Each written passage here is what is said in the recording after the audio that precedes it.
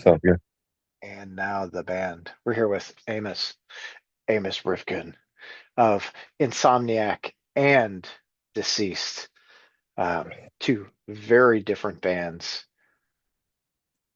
So, how is that for you, like playing in each of those bands? Um, it feels like completely different parts of my body and brain are being used depending on what music I'm playing. Less so much for others, but they're pretty opposite ends of the spectrum. So Yeah, I hurt in ways after Deceased shows that I don't after Insomniac shows, and vice versa. that's so. Is it hard for you to like disseminate? Because I know you toured with Insomniac for what, like you guys did 6 or 7 weeks, and then you went and Yeah, did a just few about. days with Deceased right after, right? Yeah, it took, I think there was about a week turnaround, and it took a good 3 days to be able to like retrain my body how to play fast after playing slow for a good portion of the year. But it's all still in there, and drums are just muscle memory, basically. Yeah. Yeah, the more you think, the worse you do.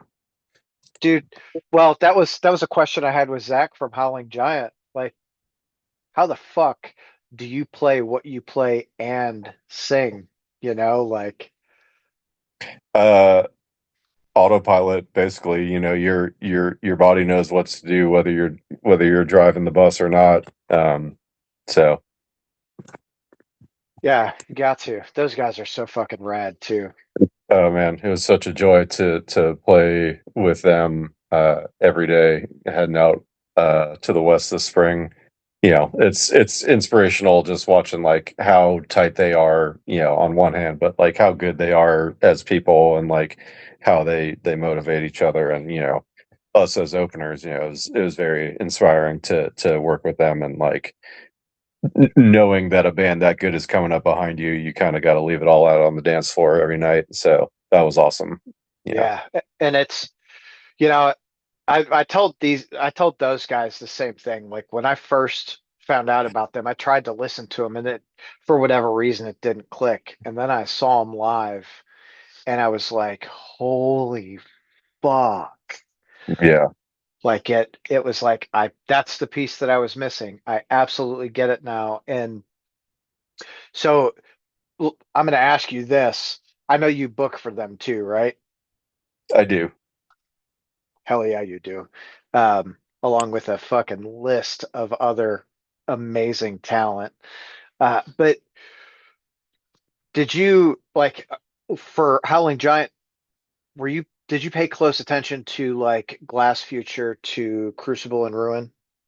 Um, I mean, I was definitely aware of both records, and I think I might be wrong, but this is my second go working with them. I kind of got paired through them a couple of years ago, maybe 2023, through my work at the agency.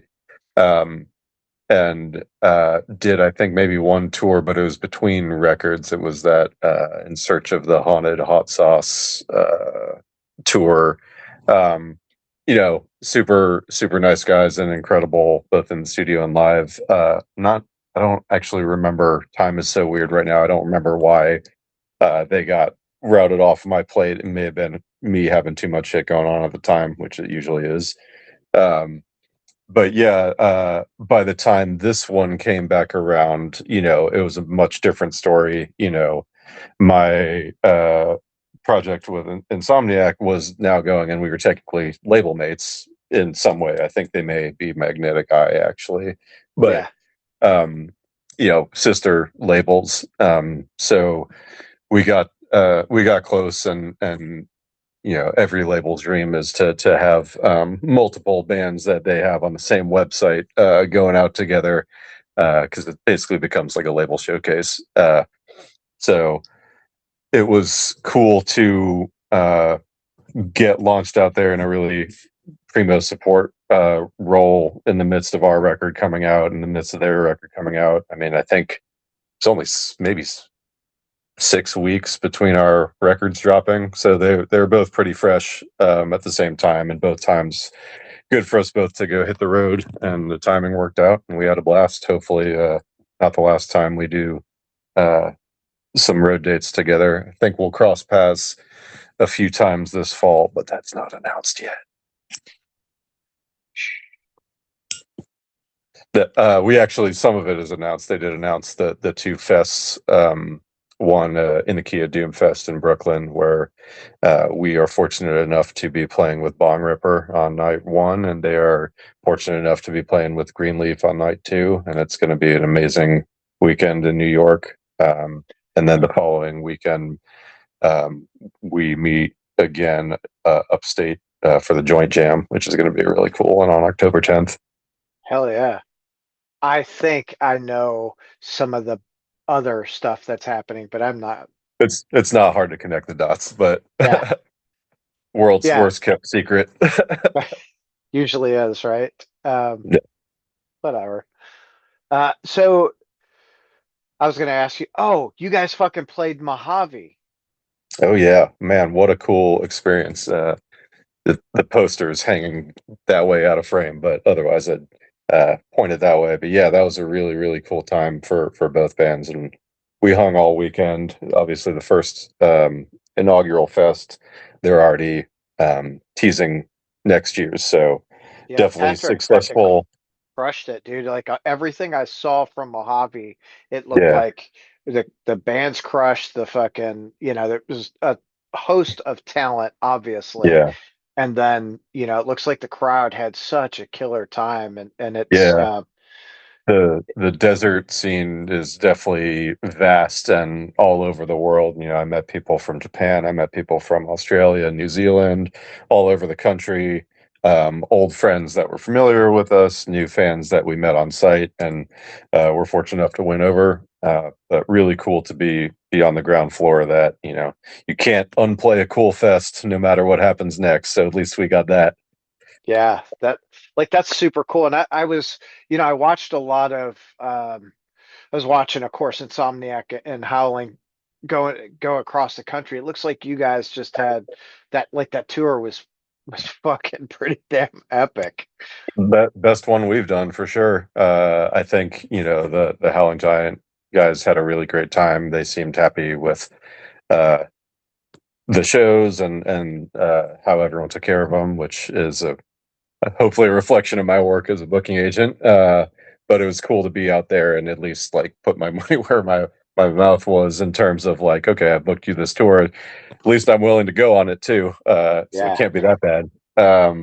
But it was really cool, and we all could see how much having the new record doing as well as it did helped both sides of the stage. So there was people to play to every night, super cool folks that had either been around Howling Giant Camp for a long time and were big devotees, or folks that were just getting into it from the new record. But we'll take whoever you are, and if you don't even know who we are and you're just coming out for the local band, maybe we'll make a convert out of you by the end of the night. That's the goal, dude, right?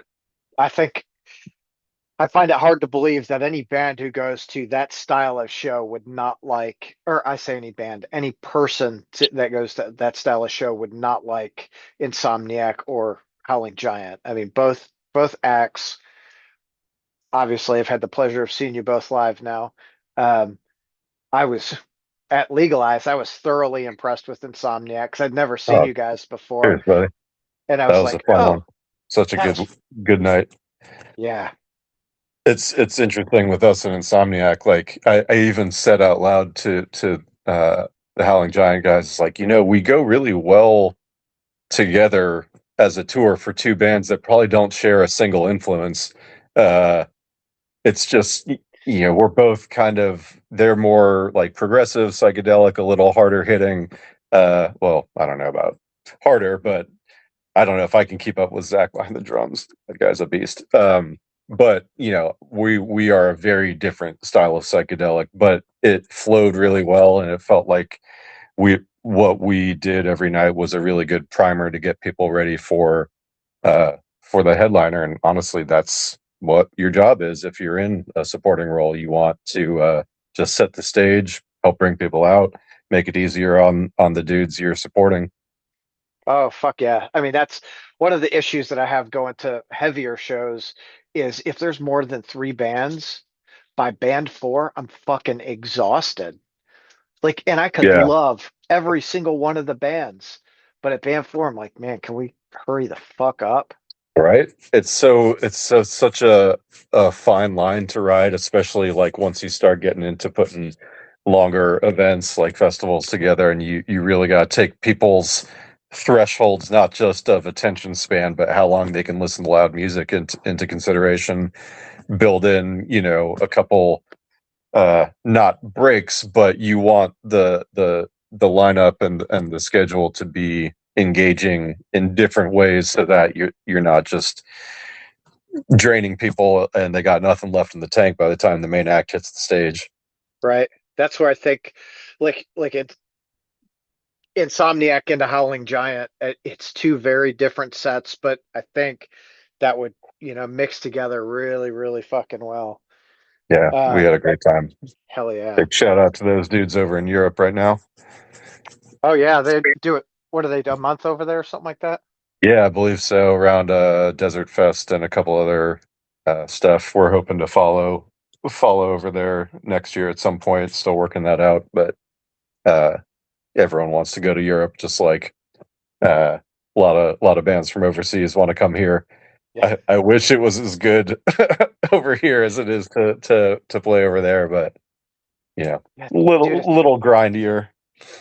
yeah, it's I think a lot grindier. There's not as there's no support from the government over here for any arts. They're like, "Oh, your arts?" Yeah, fuck you and the paintbrush you wrote in on. Yeah, yeah, But yeah, like when I work with international bands, they're like, yeah, we need this and this in order to get everything submitted for funding requests. I'm just like, man, I can't even fathom the government like considering giving a fuck about what I'm doing.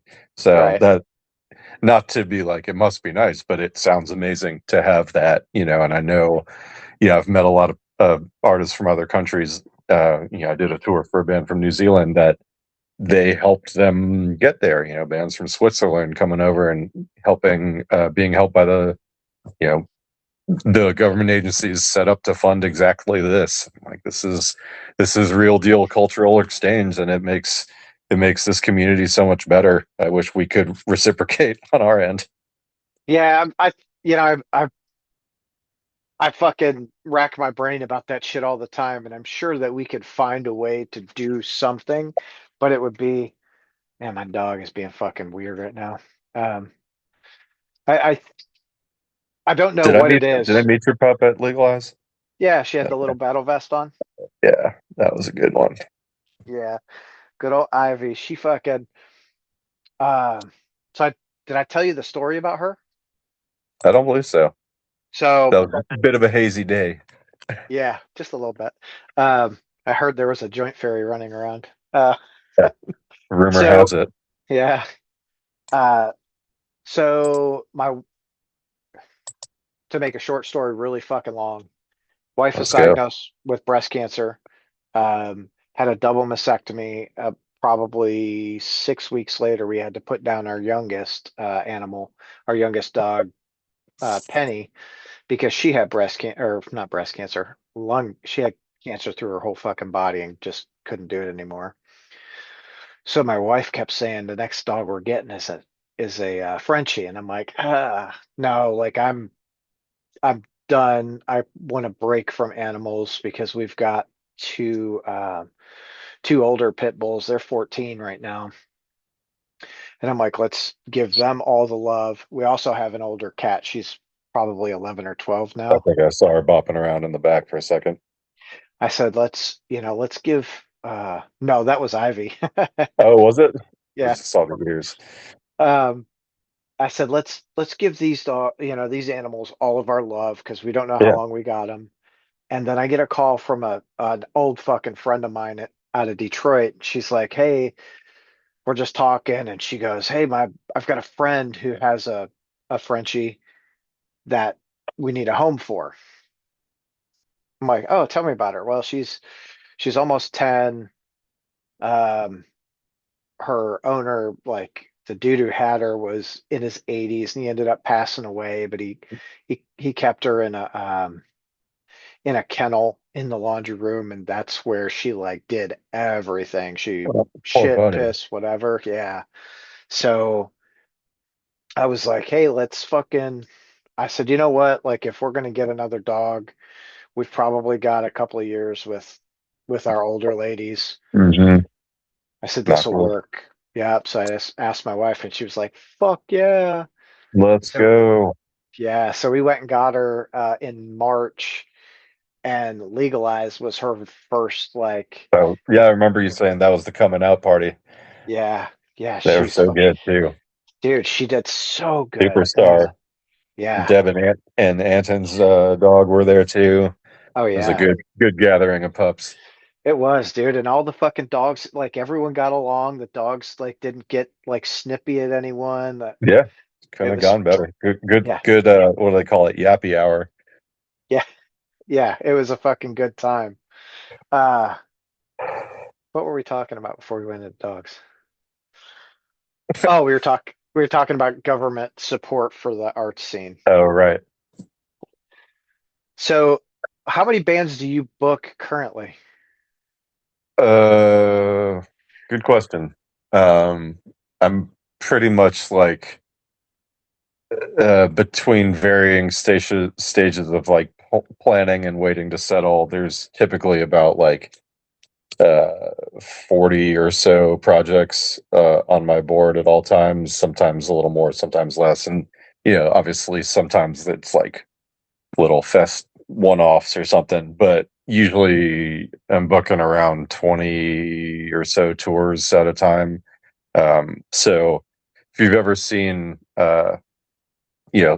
someone's computer with like an impossible amount of open tabs on it, that's kind of what my brain looks like, and it's not super fun all the time. Yeah, But it kind of has to be organized that way in order for you to do stuff on this scale. It's a weird job, kind of an acquired taste, but it feels like it allows me to help as many people as I can, you know, connect to whatever's out there through music, and that's why I'm here. So, yeah, but I don't know, maybe if I had to guess, somewhere between like 20 and 30 bands, but they don't all like tour all the time. Some are just like pop out of hibernation for a minute, do something, and go back. Some are international artists that like will only come while they have a visa, which isn't all the time, especially with how where things uninviting are. the Yeah, government makes it right now. Wait times are out of control. Like even for a standard visa application, you might see processing times like out to a year now, which means that almost everybody has to pay an extra almost 3 grand for premium processing. There's actually been like no small amount of lobbying uh, to have the premium stuff re-legislated, because it seems like by design they're making waits so long that you have to do premium processing, which is effectively extortion. yeah. So it's a mess. Can you believe it? One of our government agencies is not functioning efficiently. No way. I know. What is it? That the old adage that I used to hear is close enough for government work. Yeah, Yeah. that's funny. The way I know it is close enough for punk, like tuning or playing or whatever. You're just like, ah, Yeah. Yeah, I grew up around a bunch of fucking union people. So they're like, yeah, close enough for you for government work. fair, Like, dude, fair, you same. guys are building our fucking cars. What? That's amazing. That's, yeah, fuck, dude. That's why I drive an import. Like, fuck that. Are you based in Lexington? Are you? No, I live in Louisville. Oh, okay, that's right. You told me that. Shit, maybe. Same thing. It was such a fucking blur. Hmm. What a good fucking time it was. It So really is. I don't, funny thing, I don't smoke weed. It Uh, was fuzzy for other reasons. yeah, There was a just ton going on, kind of a marathon of sprints, especially with you working uh, and socializing and just kind of doing snippets and all the stuff. oh, dude, You it were was, you were hustling. I was trying to because I want, same thing like with you, man. I want, there's so much good music. I want more people to see the music that we know is available that it isn't, in like the pop or like the pop, I'm gonna say pop arena for lack of a better term, but isn't on radio and shit like that. There's just like so much. I'm wearing a Doomsday Prophet shirt because I fucking love those guys and they played Legalize. That's right. That's right. They were killer. Yeah, that's fucking, you see. A lot, it's really cool that what Braun and Josh are doing with Legalize. They bring in a really good mix of bands where it's all kind of in the like stoner and doom and psych realm, but it's not overbearing with all the same thing. Yeah, and I mean, especially with what's typically slower music, like it can, if you're not careful, you can wind up with a bill that's just like, even though it's all like heavy and it all kind of rules, like pacing and energy wise, it can be very like slow and plodding and like you got to have the dynamics. You got to have those ups and downs and curveballs on the lineup. Shit, who was it that played right before us on the big stage? It was crap.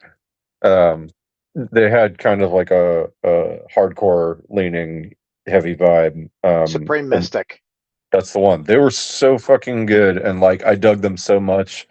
And a lot of it was because of like I love hardcore to an extent too, but also like it was their vibe was such a out of left field for what had just played. I was like, oh hell yeah, this has totally re-energized me, and I'm drawn back in. Uh, it was cool, and that's the kind of stuff that shows that organizers know what they're doing on how to keep a crowd really interested throughout a whole day, a whole weekend, a whole number of days.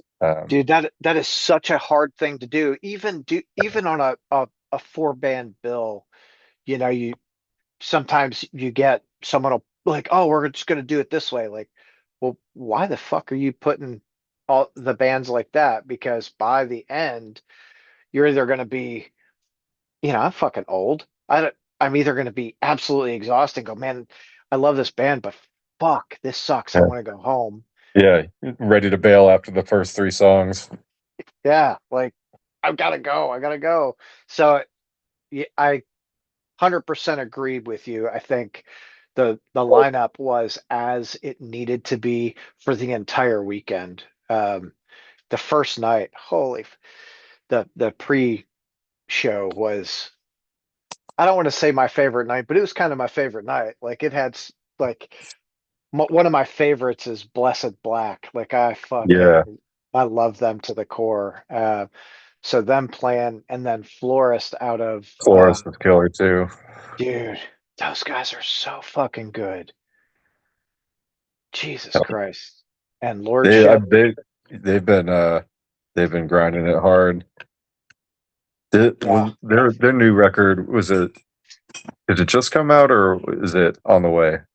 So they re they released Adrift last year. Right. I got it maybe towards the end. No, it was probably like late summer, early fall when it got released. And then Ripple picked them up and is re-releasing that.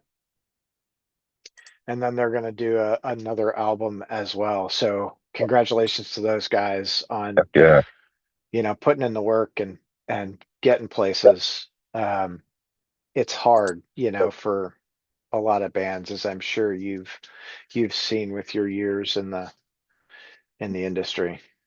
Yeah, finding people that care about what you're doing as much as you care about it is not easy, and takes a lot of right circumstances and a lot of like hard work and a lot of luck, to find yourself like in the right um partnership with anyone like a manager or a label or even a booking agent, but you're all kind of working to achieve the same goal. So uh it's just a matter of finding the people that are in it for the same reasons, wanting to do it that same way, that have the drive, that have the time, and with labels, there's a reason that so many like are set apart from others, in terms of like serious stuff.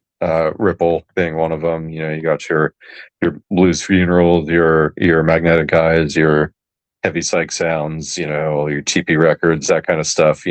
Those big names of like, okay, we got this cool thing. Where can we shop it around to? Who else gives a fuck about music like this? And you're immediately drawn to those names because they're the forebears of this kind of stuff, right?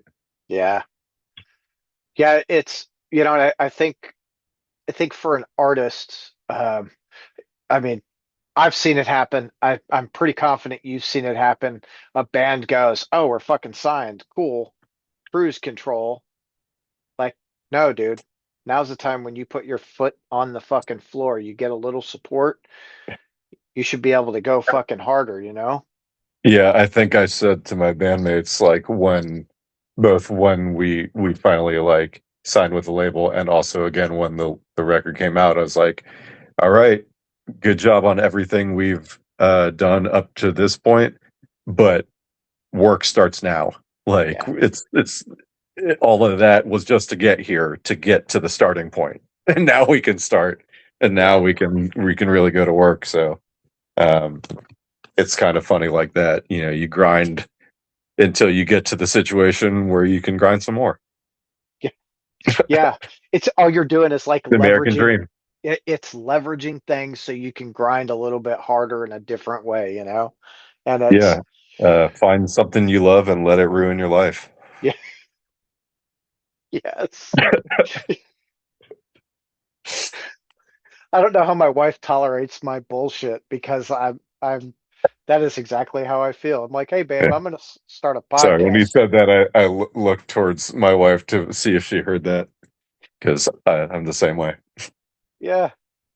So luckily, I think they're both cool enough to know, um, like, hey, so when I met my wife, I said, hey, listen, I need you to know, I go to a lot of shows. And her thought is, oh, he's going to pick up women. I'm like, go to the shows, you'll see. I'm not there to pick up women, especially 15, 20 years ago, Sausage Fest, Yeah. no, I'm literally going for the band. So she went to 2 or 3 shows with me. And every time I go to a show, I meet a dude like you and I, like we fucking hit it off at Legal Eyes and chatted a lot. And that's just what I do. I'm like, hey, cool, nice shirt or, something. And we start chatting and that becomes my best friend for the night. And she's Yeah. like, why aren't you paying attention to me? Like, I see you like when we leave here. I see this person right now. That's it. She's like, okay, you go to fucking shows. I'm gonna hang out. All right, cool. Me and the pups. Yeah. Yeah. Oh fuck. We've got 2 kids too. Don't know shit. How 19 old? and 19 and 22 tomorrow. Ooh, happy birthday. 22. Yeah. Good Lord. Yeah. Yeah. Fuck. I've said so many times over the last few weeks, the only way I'm able to tell the amount of time that has passed lately is when I see the size of my friends' kids. I'm just like, oh no, this much time has now passed. Fuck. Yeah. Dude, it's so weird, especially we're to that point now, like the people that we went to school with are like they're dying off. and Yeah. not like kind of slow, like pretty fucking quick. You're like, oh shit, he was 48. He had a heart attack. He was Yeah, 50. uh we live in a, underground music scene of like counterculture fuck ups, and we're all getting to that point where uh our bodies are starting to reflect the choices we made up to this point, and this is around the age where the effects that you can't really do anything about start showing up if you've lived a hard life. So I know at this point, we've all lost a lot of folks, and it's doesn't get any easier, but it's always kind of a reminder to make sure that you're taking care of yourself, and be it physically or mentally or emotionally, and making sure that all's all's right in your world, so that we can stay around and keep making music together. Yeah. So what do you do to like to keep your shit in order? I play drums. That's the only reason me or other people aren't dead. So uh, I probably wouldn't have lived through high school without like finding that outlet. So I'm very, very thankful for like the safe space it provides for me for it all to come out in a way that, uh, yeah, if I go too hard in the paint, really only hurts me or the drums, usually the drums. Yeah. Where'd you grow up at? Um, I've lived in Atlanta for since '91, but was born in New York and lived very early in New Jersey, and then from like 3 to 9 was in DC. So pretty much Northeast, slowly migrating south. Wow, But that's funny. been here 35 years this year. Shit. I've essentially been in Louisville about the same 25, 26 years. Like, It's um, weird just stay in one place that long enough to not really recognize it anymore. yeah, yeah.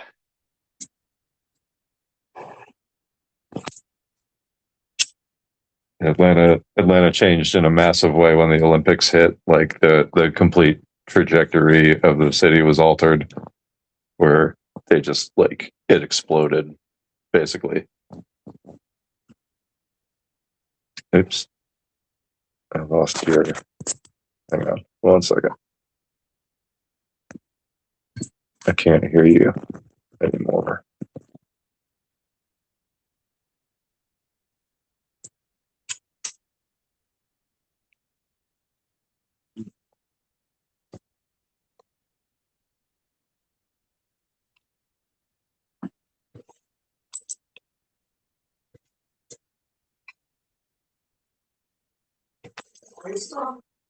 Yeah, I think his mic went out or something.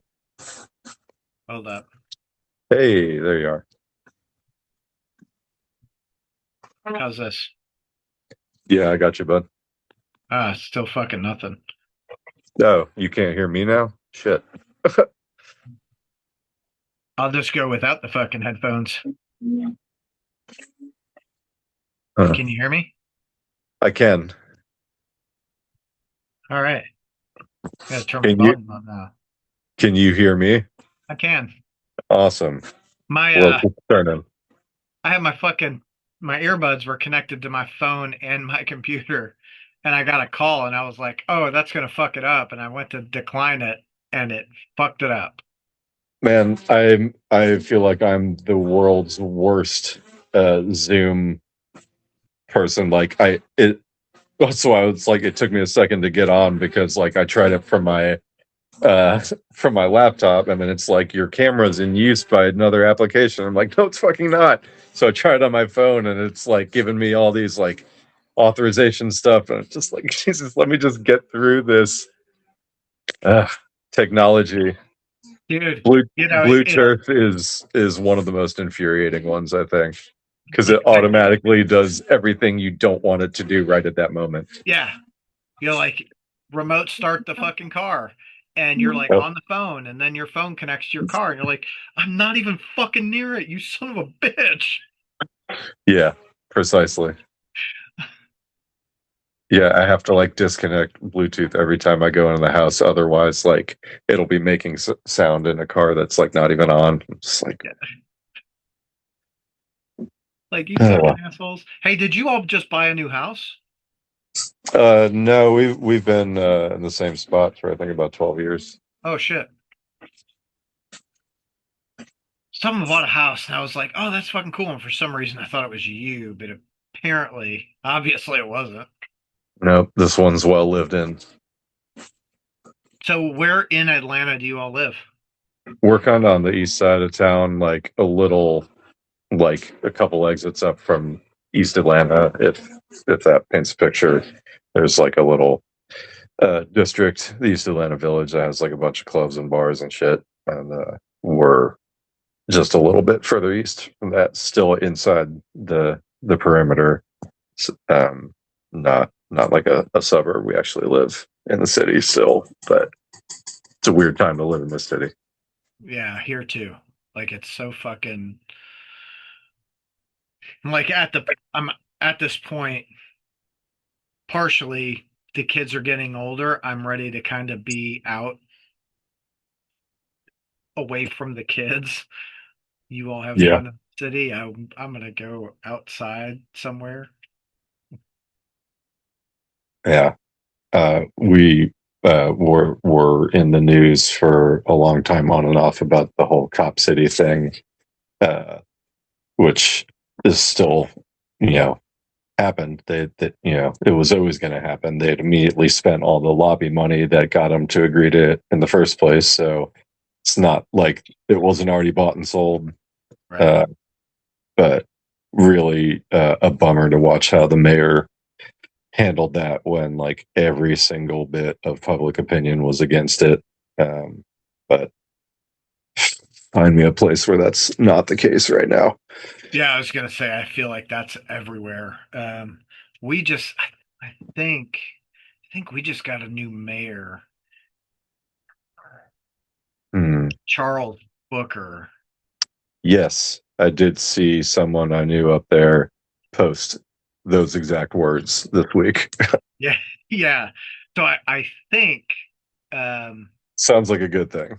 yeah, I'm he's always been kind of like for the people, so and and I say this loosely because I am of the mind that if you are a politician and you are in one of these roles and this is your career, you are probably not for the people.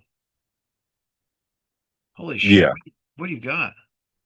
some crackers and unidentified dip that my wife just handed me. So. I thought those were the it kind of looked like the THC like cones, like ice cream Oh cone. no. I was like, oh, Amos is going to be tore up here in a few. Yeah, no, not at the moment. What is the dip? Oh, really? It's walnut. It's amazing. Walnut pate All right. on a hazelnut flour cracker. Hell Thank you, yeah. Gloria. That that sounds pretty fucking good. It's pretty good. All right. I know what I'm going to the store for when we are done here. So obviously deceased has been around for a number of years, and you came in what, 2018, 2019? Yeah, it's been I think 7 years. Um, one of my older bands toured with them earlier in the summer, the year that uh, my predecessor Dave Castillo passed away suddenly. Oh, Mm-hmm. maybe. And Yeah.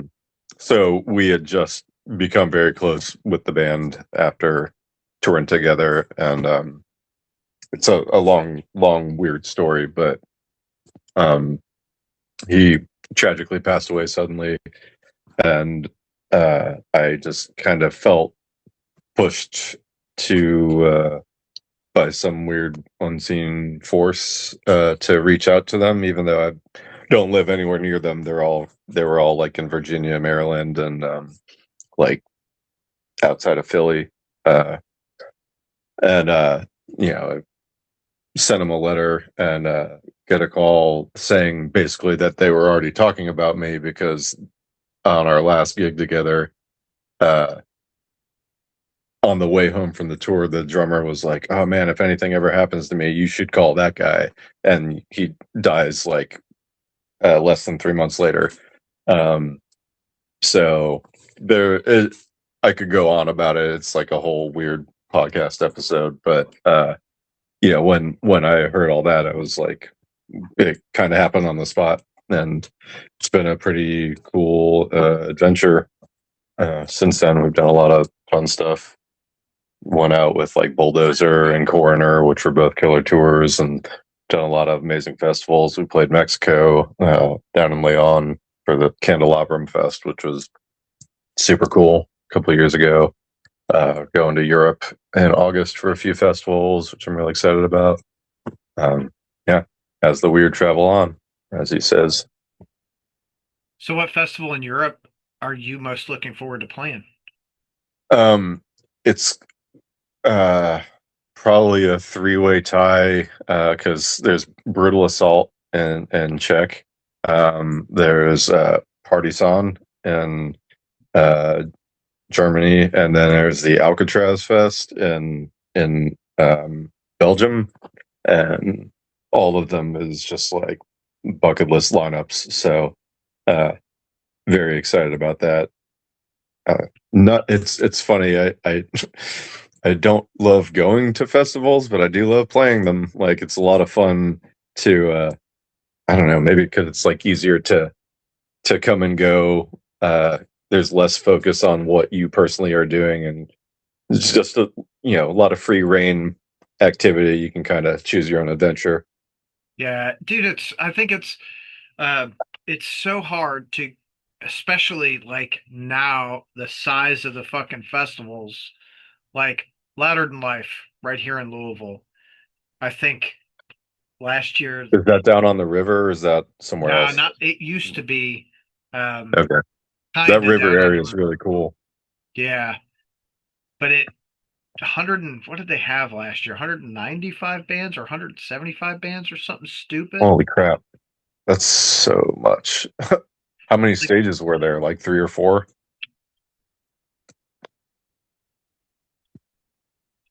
Lord, 6. you said six? Yeah. Jesus Christ! Wow, Yeah, there's the that's two like main running a stages. whole village. Dude, Yeah. it is fucking like if you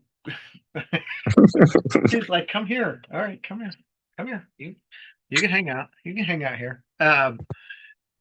If you fucking go to each of the stages, there's the two main stages are probably a quarter mile, maybe a half mile from the like secondary stages, and then the Mhm. two smaller stages are another, I don't know, quarter or half mile away. But you are,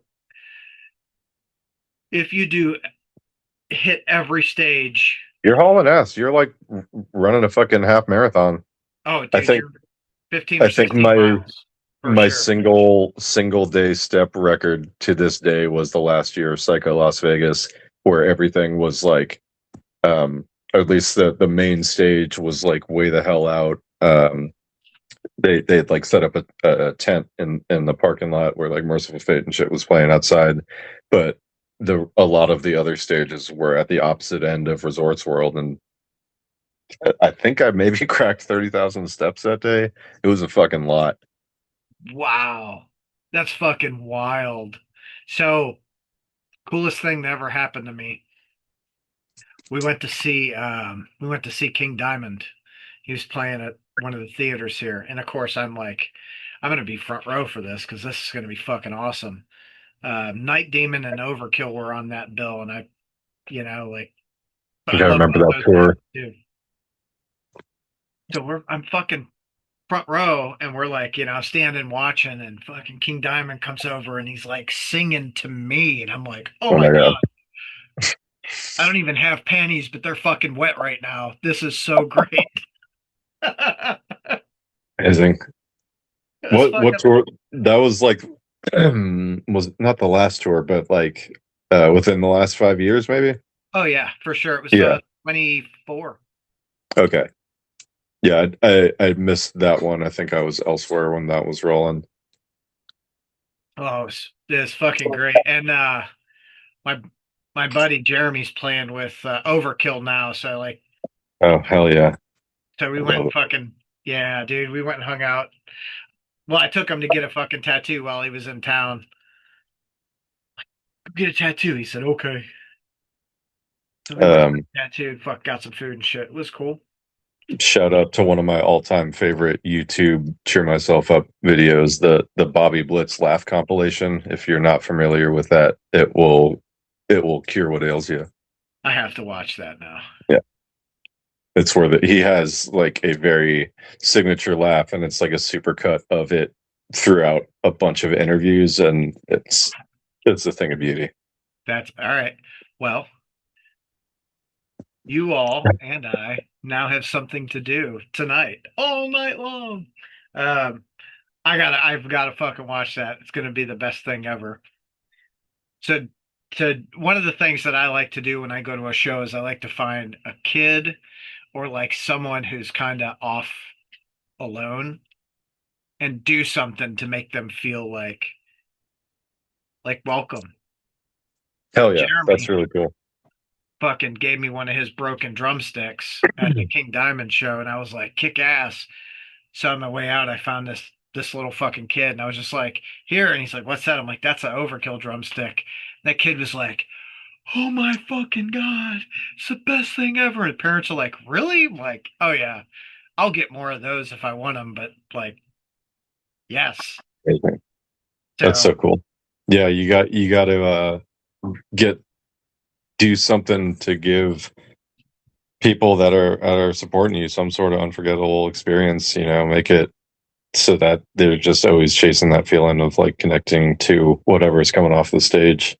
yeah, Yeah. it's dude, it's so great to like get someone folded in that might feel like a loner, We we played a festival up in Athens, Georgia, at the beginning of the month, and it was the 30th anniversary of Kindercore Records, and there was I can't remember how, but by some weird circumstance, this young kid who really wasn't around for any of like the heyday of Kindercore wound up discovering this one band and then getting turned on to like the whole family of the label Elephant Six, and then like finding out about all this stuff. And then there was this big announcement where all of these bands are playing this big celebration. And him and his mom drove down from like Minnesota to come spend all weekend in Athens.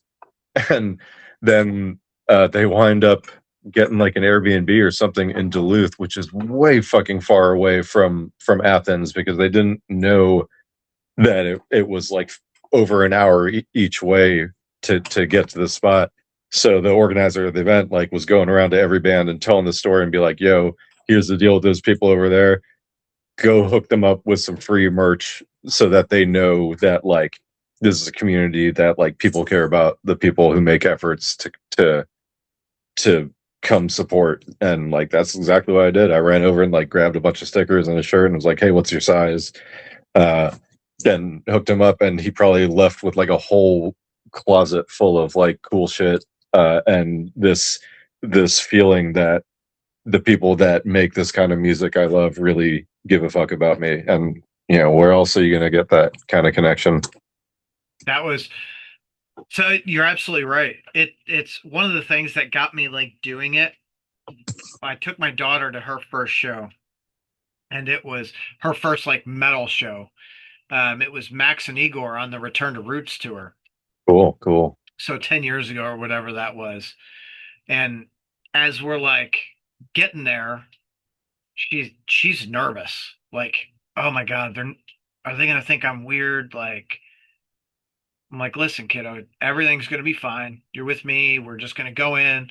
We're gonna watch the bands. We're gonna have a great time. People around you are gonna watch out for you. Like, they're gonna think you're cool. She's like, okay.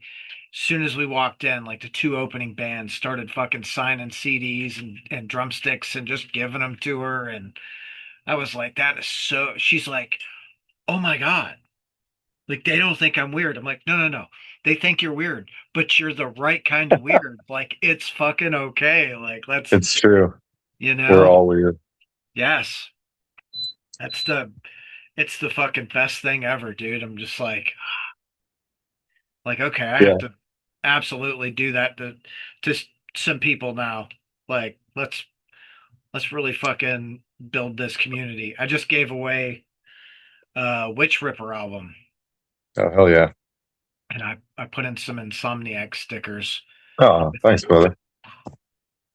I I after hell probably 15 or so years of like playing and going to shows in this town, like I finally got into booking shows and made like a thing of it, and now that's grown to something, working in venues and helping run stuff up there, and that led to agency stuff. But it all started from like a desire to give back to the scene that supported me and my endeavors for so long. And what am I going to do when my body says you don't get to play drums anymore?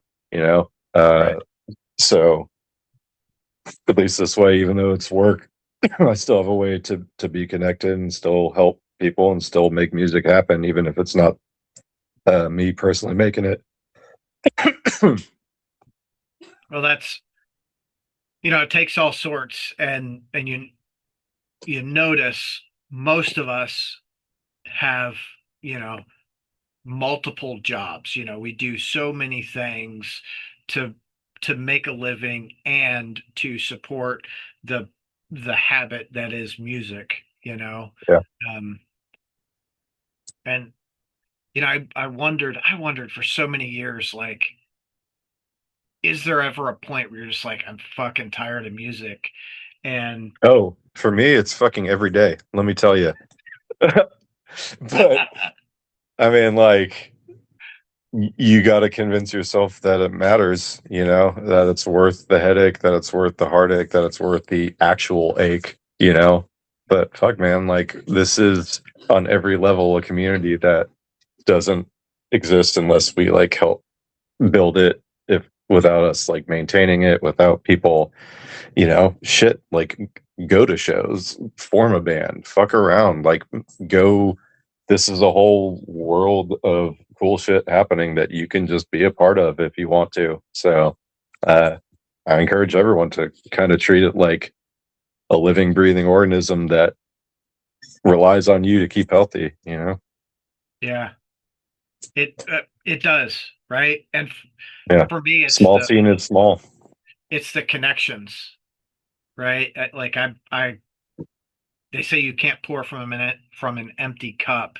And every time I connect with someone and there's like a legit connection, my cup goes, oh, this is fucking awesome.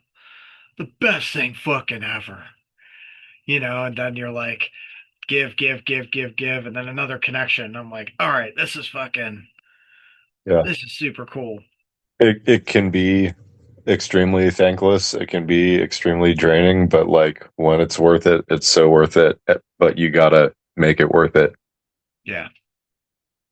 It's You have to be cognizant enough to recognize those little things that make it worth it. I gotta, all right, give me just a second. Okay, I promise. She's like, I gotta go to the bathroom. Like, okay. But you just have to be cognizant of it and to know, like, doing this chat right here. Someone reached out just the other day and was like, man, thanks for this fucking band. They're my new favorite band, blah, blah, blah. I found it through you. And I'm just like, that's fucking cool. And, like, as long as people are actually like looking for the music. And yeah, yeah. the search for this kind of stuff is always going to be a part of people's life, and every day someone else stumbles upon what you're doing, whether it's from going to a show, whether it's from like just being connected and chasing something that sounds like something else, or just by fate, you come across something that you put out into this world and it changes somebody's life somehow, and that's special. Yeah. Yeah, it changes their chemical makeup in their brain. It's fucking awesome. I love it. Yeah, man. I mean, like Insomniac, I know for myself, and in many ways, I'm sure for my other bandmates, like this is a personal, like creative and spiritual vehicle for us that like means absolutely the world to us, to the point where we don't need anybody in the room with us for this to have the same impact, but the fact that there are people in the room, the fact that it does resonate with people, and the fact that it does, bring some sort of connection into the world, like that's incredible, because like we're just doing it for us, but if you can get in on it too, that just fucking rules. Yeah, 100%. Again, it's that connection, it's just like, oh, fuck yeah. Yeah. Like, great, but it's great. Yeah. Okay. When she's got to go to the bathroom real bad. So I know. When you are ready to announce your next tour, let's do this again. Yeah, album, for sure. We'll do all of it. Probably late June, maybe like I was talking like a month or so, month-ish. Okay. Sounds great. Before or like the day, should we talk like do something that like goes live the day of the tour so that we're talking about it, or yeah? Okay, then let's do it in like a month so that by the end of June we can get it live. All right, that sounds great. I'm somehow home until then, so I'm free. Hell yeah. Well, thank you, dude. I fucking appreciate you. I Yeah, had such right a great back at ya. time meeting you, and I'm like, Yeah, really good to catch up, and love to your pets and your old lady. hell yeah. And to yours. Have a good day, Be brother. safe, homie. Later on.